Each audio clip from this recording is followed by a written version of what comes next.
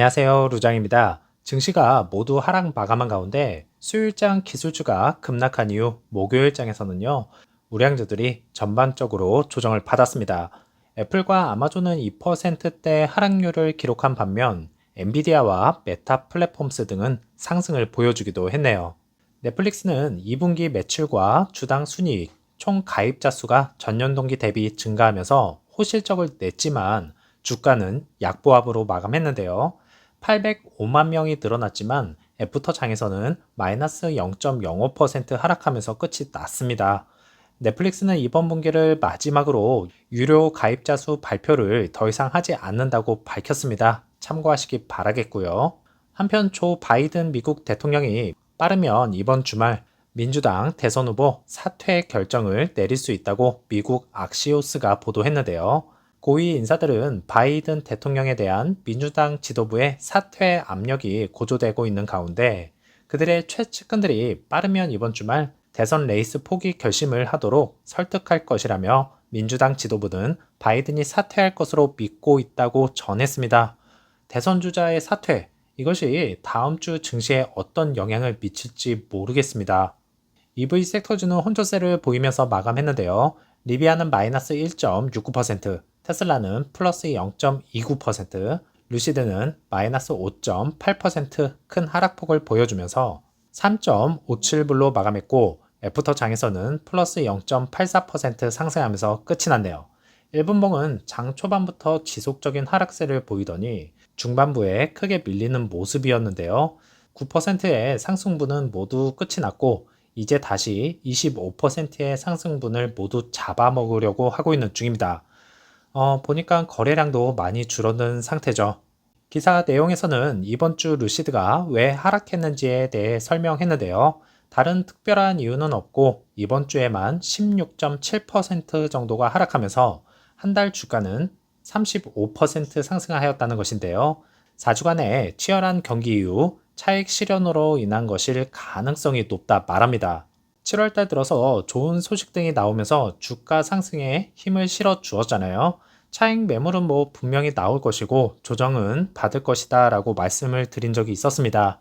외부적인 요인 등이 상당히 크지만 조정은 이제 여기서 그만 멈추고 반등하는 구간이 다음 주에 꼭 나와야 할 것입니다. 아니면 지난주 금요일처럼 불금을 만들어 주었으면 더 좋겠네요. 오더 플로우는 2거래일 연속 매도가 나왔고요. 미디움과 스몰캡에서도 매도가 약간 더 많은 것을 확인할 수가 있었습니다. 지난 12일 볼륨이 폭발적으로 상승한 이후 거래량이 점차 줄어들면서 공매도 볼륨도 줄어든 것처럼 보이지만요. 17일까지 보고된 퍼센테이지를 살펴보면 장중에 63%가 넘는 공격을 받았던 것도 확인할 수가 있었습니다. 아직까지도 활기를 띠고 있는 공매도 공격 2분기 실적 발표에서 많이 떨어져 나가야 할 텐데요. 8월 5일 루시드의 변화를 다시 한번 기대해 보겠습니다. 어제 4680 배터리에 대해서 잠시 말씀을 드렸었는데요. 영상을 제작하고 나서 테슬라의 4680 배터리 소식을 저는 접할 수 있었습니다. 대부분 다른 채널들을 통해서 내용을 다 아실 것 같고요. 내용을 조금 더 이어가자면 테슬라는 새로운 규격의 4680 원통형 배터리를 직접 생산해 전기차에 탑재해야 할 계획이었지만 생산 수율 등 기술적인 문제로 차질을 겪고 있다는 것은 모두가 알고 있는 사실입니다. 이것은 부정을 하려고 해도 이미 공식화되었기 때문에 부정할 수 없는 부분이고요. 그래서 올해 말까지 문제가 해결되지 않으면 테슬라가 자체 생산을 중단할 가능성도 거론되고 있는 중이죠.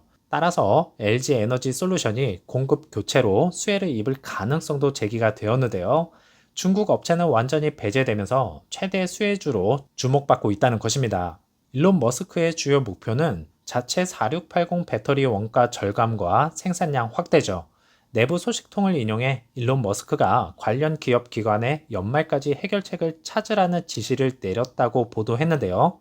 아직까지도 난항을 겪고 있는 시점에서 이제 연말까지 불과 몇 달도 채 남지 않았습니다. 과연 이 기간 동안 자체적으로 해결이 가능할까요? 저는 불가능하다고 봅니다. 그래서 다른 배터리 제조사를 부랴부랴 찾는 것이죠.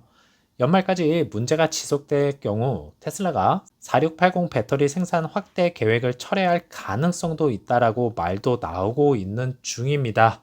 어떻게 보십니까? 자체적으로 할 수 있다고 보세요? 아니면 포기하고 다른 기업 기술력을 가져다 쓸 것이다 라고 생각하시나요?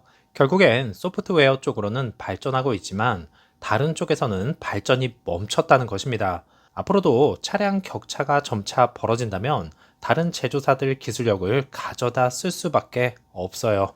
그러면서 루시드는 더 발전하고 성장해 있을 겁니다. 물론 소프트웨어 쪽에서도 많은 발전을 이룰 것이고요. 지난 영상에서도 말씀드렸듯이 성능과 속도는 몇 배씩 올라간다고 했으니까요. 페어몬트 미라마 호텔은 이제 루시드와 제휴하면서 투숙객 픽업 등과 같은 일을 맡게 되었습니다. 이것이 이제 세 번째로 해당되는 호텔과의 파트너십인데요. 많은 투숙객들이 루시드 에어를 경험하면서 이름도 더 널리 알리고 관심과 판매량도 더 늘어날 것이라는 기대감이 상승하고 있는 중입니다. 앞으로 이런 파트너십을 통해서 그래비티 SUV가 출시되면 더 활기를 띠기를 바라면서요. 즐거운 금요일 되시고요. 다음 영상에서 찾아뵙겠습니다. 감사합니다.